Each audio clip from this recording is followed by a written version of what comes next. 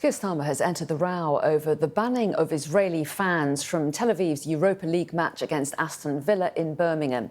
The Prime Minister says that the decision is wrong, but Birmingham City Council says it was taken by the local safety advisory group after concerns were raised by police. Well, Amanda is here now, and this is turning into a bit of a political row, isn't it, Amanda? Well, yes, absolutely. Very strong condemnation of this decision coming in from politicians of all sides, to be honest. So Keir Starmer saying it's the wrong decision. We won't tolerate anti-Semitism on her streets. He says the role of the police is to ensure all football fans can enjoy a game without the fear of violence and retribution. Kemi Badenoch, the leader of the opposition, says it's a national disgrace. She's called on Keir Starmer to step in to try and reverse it, saying it's a shameful message that there are parts of the country that Jews can't go to. The Israeli Foreign Minister, Gideon Saar, he's waded in describing it as shameful, again calling it for it to be reversed. Many other politicians also getting involved, and indeed Jewish groups saying if this match can't go ahead in the way it's planned, then perhaps it should be held behind closed doors.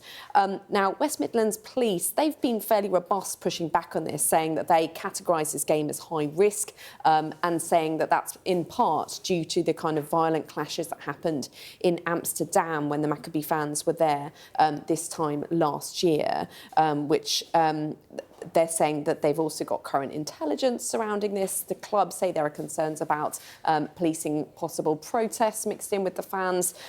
They say that's why they've taken that decision as part of this kind of joint safety group, which is basically the emergency services, local council and other authorities. So they sort of spread the responsibility for this decision, but it does seem to have been driven by the police largely. Now, it has been welcomed by Ayub Khan, who's an independent MP in the area, one of those who basically was elected on a platform of opposition to the government's position on the war in Gaza. Now, he, along with Jeremy Corbyn, signed a petition calling for this to happen, basically in protest against the situation in Gaza.